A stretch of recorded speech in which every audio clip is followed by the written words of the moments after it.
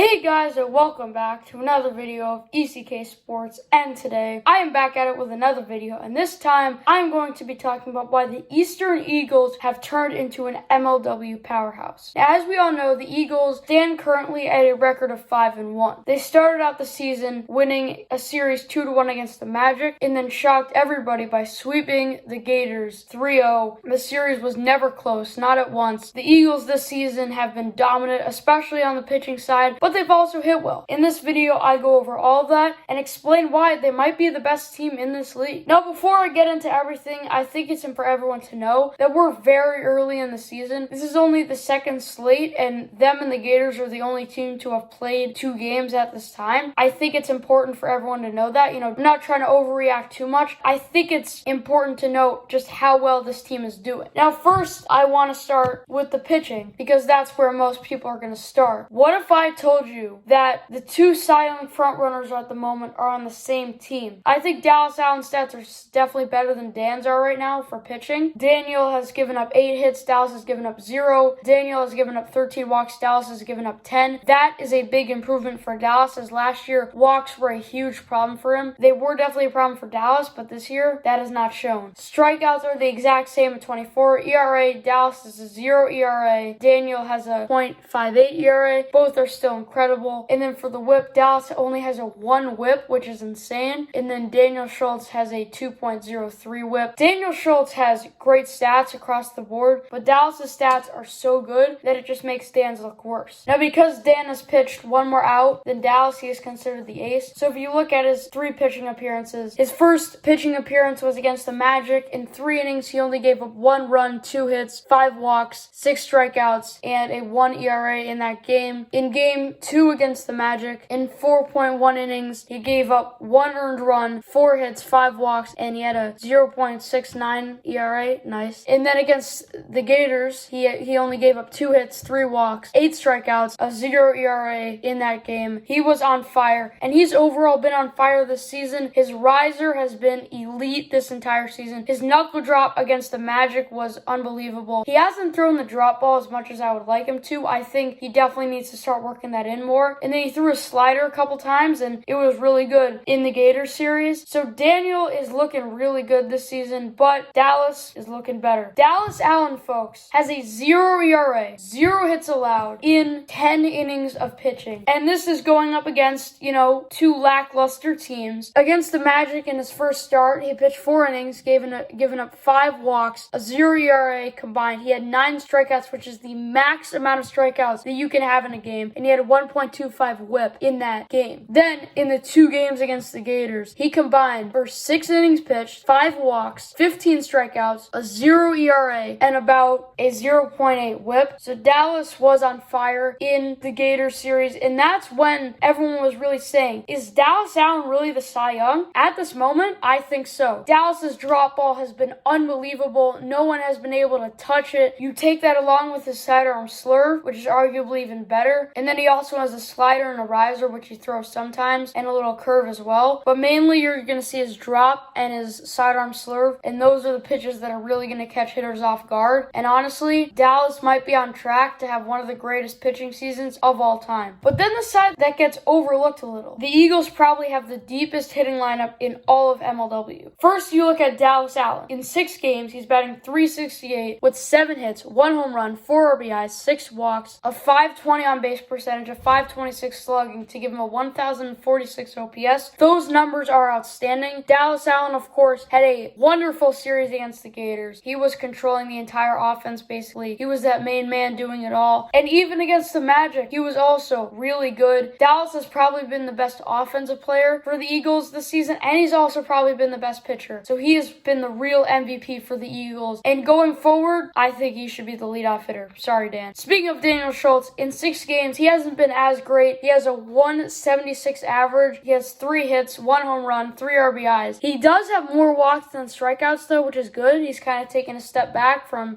swinging for the fences a lot. He has an 814 OPS, a 462 on base percentage, and a 353 slugging. While Daniel hasn't been great at the plate, he's still been very good. And considering how well Dallas Allen, Zach Whalen, and Landon Yurgaites, and even Blade Walker have done, it's pretty impressive. And then you go to Zach Whalen Whalen, who was actually really good against the Magic and was pretty underrated. He only struck out once that whole series, which is really impressive. He walked a bunch, but against the Gators, especially in Game 3, he was outstanding. And last year, he really struggled against Chris Cheatham, and really the entire Eagles team struggled against Chris Cheatham. So it was great to see Zach really step it up. This season so far, he has a 400 average with 6 hits, 2 home runs, 5 RBIs, more walks than strikeouts, 6 walks and 4 strikeouts, 571 on base, 800 slugging to give him a 1371 OPS. A lot of the time, you don't really know what you're going to get from Zach, but when Zach is on, he is on. And last year, he was snubbed from the All-Star game. This year, I hope he doesn't get snubbed because from what it's looking like right now, he's probably going to be an All-Star. Then you've got Landon Yurgaites, who wasn't as good against the Gators as he was against the Magic. He still has some pretty good stats. In 6 games, he has a 312 average with 5 hits, 3 RBIs, 6 walks, a 500 on base percentage, a 312 slugging to give him an 812 OPS. Overall, this Eagles team is batting 308 with a 991 OPS, which is super impressive. The Eagles, by far right now, have looked like the best team in the league. The Cats looked really good, and the Diamondbacks are still last year's World Series team. But if you're just looking at overall dominance, you'd have to say the Eagles. Now, at the moment, would I take the Eagles over the Wildcats? Because the Eagles, while having a good record at 8-7 last year, if you looked at team statistics, they weren't really that good. Their offense wasn't really that great, and their pitching wasn't really that good either. So the question is, are the Eagles the best team in MLW, and would you take them over the Wildcats? I think it's too early to say yes to that, but if I really had to pick a team, I would still have to go with the Wildcats because they have the GOAT. They have the best player in the league, in my opinion, in Nick Saylor at this moment. I think Saylor is kind of just past Norp, and they have a really good hitter in Jackson Pearson and a solid rookie in Ty Smith. I think that the Wildcats at this moment are better than the Eagles, but I could see that instantly changing. Now, before I end the video, I want to look at the rest of the season. So for the rest of the season, they play the Predators, the Mallards, and the Diamondbacks. My first thought is I think the Eagles end up winning all 3 of these series, which if they did that, that would put their record at 11-4. I don't really think that they sweep any of those series. I definitely think that they take care of business against the Preds, but I do think that the Preds get a game. Same with the Mallards. The Diamondbacks, honestly,